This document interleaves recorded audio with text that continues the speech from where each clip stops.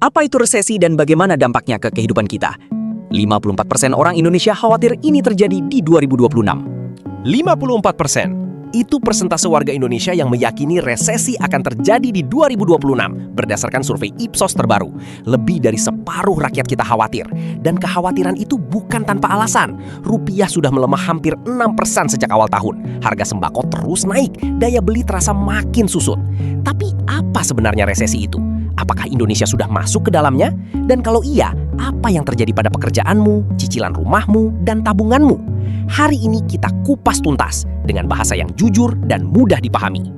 Selamat datang di channel Ramdan Lapananda, tempat kita bahas ekonomi dan teknologi dengan bahasa yang mudah dipahami. Di video ini kita bahas 5 hal. Apa definisi resesi yang sebenarnya? Apa bedanya resesi dengan krisis ekonomi? Tanda-tanda resesi yang harus kamu waspadai? Dampak nyata resesi ke kehidupan sehari-hari? Dan yang paling penting, bagaimana mempersiapkan diri sebelum resesi benar-benar menghantam?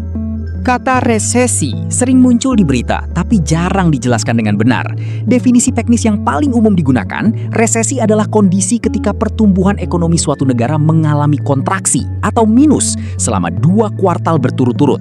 Artinya, ekonomi tidak hanya melambat, tapi benar-benar menyusut. Barang dan jasa yang diproduksi, dijual, dan dikonsumsi lebih sedikit dari periode sebelumnya. Tapi, para ekonom dari NBER, lembaga riset ekonomi paling berpengaruh di dunia, punya definisi yang lebih luas.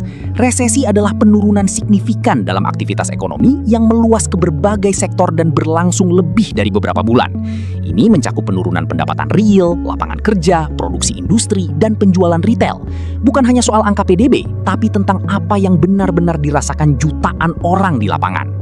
Banyak yang menyamakan resesi dengan krisis ekonomi 1998. Tapi keduanya sangat berbeda dalam skala dan dampak. Resesi adalah perlambatan atau kontraksi ekonomi yang biasanya berlangsung beberapa bulan hingga 1 tahun. Tidak menyenangkan, tapi bisa pulih. Krisis ekonomi atau depresi adalah versi yang jauh lebih parah. Kontraksi yang dalam, berlangsung bertahun-tahun dan menghancurkan fundamental ekonomi.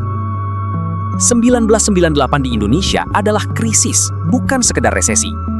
Rupiah anjlok 80%, bank-bank kolaps, pengangguran meledak, dan kerusuhan sosial terjadi di berbagai kota. Yang kita hadapi di 2026, berdasarkan analisis ekonom senior Indonesia, kondisi saat ini lebih tepat disebut tekanan ekonomi atau perlambatan. Bukan resesi, apalagi krisis 1998. Indonesia masih tumbuh positif, meski lebih lambat dari target. Lalu dari mana ancaman resesi global 2026 ini berasal?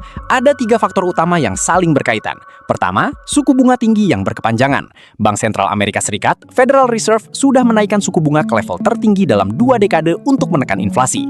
Suku bunga tinggi membuat kredit mahal, konsumsi turun, bisnis enggan ekspansi. Efeknya menyebar ke seluruh dunia.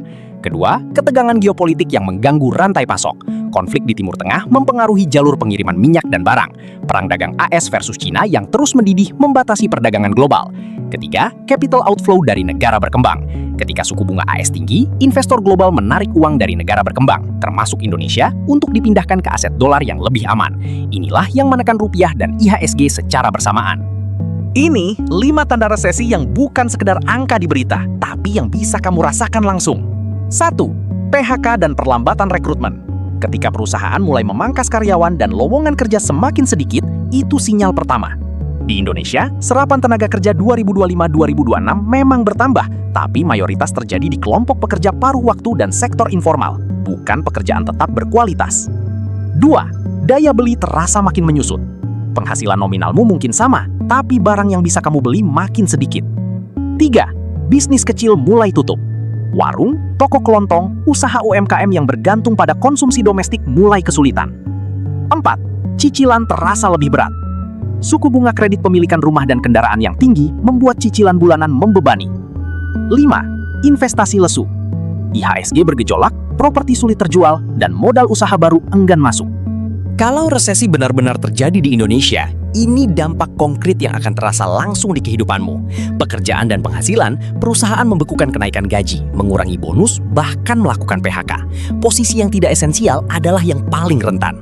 Harga barang impor naik karena rupiah melemah. Harga energi ikut tertekan karena geopolitik global. Inflasi memakan daya beli lebih cepat dari kenaikan gaji. Cicilan kredit. Kalau bunga pinjaman ikut naik, cicilan KPR dan kendaraan akan lebih berat. Ini yang membuat banyak keluarga memilih menahan konsumsi. Investasi, portofolio saham dan reksadana bisa turun signifikan dalam jangka pendek. Tapi, dan ini penting, resesi juga menciptakan peluang beli aset dengan harga murah bagi yang sudah punya dana darurat. Usaha kecil, UMKM adalah yang paling rentan karena bergantung pada konsumsi domestik yang melemah dan akses modal yang semakin sulit. Jadi, apakah Indonesia akan masuk resesi di 2026? Berdasarkan data terkini dan analisis para ekonom, jawabannya kemungkinan besar tidak, tapi risiko perlambatan nyata ada. Indonesia punya beberapa penyangga yang membuat ekonominya relatif lebih tahan. Konsumsi domestik yang besar, dengan populasi 280 juta orang, ekonomi Indonesia tidak terlalu bergantung pada ekspor seperti negara-negara kecil. Sumber daya alam yang melimpah, nikel, batu bara, minyak sawit masih punya permintaan global. Dan fundamental perbankan yang jauh lebih kuat dari 1998. Tapi risiko tetap ada, terutama kalau rupiah terus melemah, investasi asing kabur, dan konsumsi domestik ikut tertekan. Pemerintah mematok target pertumbuhan ekonomi 2026 di angka 5,2%, angka yang ambisius di tengah tekanan global yang nyata. Resesi atau tidak, ini 7 langkah yang bisa kamu mulai sekarang untuk membentengi diri. 1. Perkuat dana darurat. Minimal 3-6 bulan pengeluaran untuk yang lajang, 6-12 bulan untuk yang punya tanggungan keluarga. 2. Kurangi utang konsumtif. Bayar lunas kartu kredit dan pinjaman dengan bunga tinggi lebih dulu. 3. Diversifikasi penghasilan. Satu sumber penghasilan terlalu rentan. Kembangkan side income dari skill yang kamu punya. 4. Jangan panik jual investasi. Resesi adalah saat pasar turun. Investor yang panik jual justru rugi paling besar. 5. Upgrade skill yang relevan. Di tengah ketidakpastian, skill yang tidak bisa digantikan adalah aset terbaik. 6. Hemat pengeluaran tidak penting. Bukan berarti tidak boleh menikmati hidup, tapi bedakan kebutuhan dan keinginan. 7. Manfaatkan peluang. Aset seperti saham dan properti biasanya lebih murah saat resesi. Bagi yang punya dana cadangan, ini bisa jadi kesempatan emas. Resesi bukan kiamat, tapi ia selalu datang. Dan yang bertahan bukan yang paling kuat, tapi yang paling siap. Kalau video ini bermanfaat, subscribe sekarang dan bagikan ke orang-orang yang kamu sayangi. Tulis di komentar, dari 7 langkah tadi, mana yang sudah kamu jalankan. Sampai jumpa.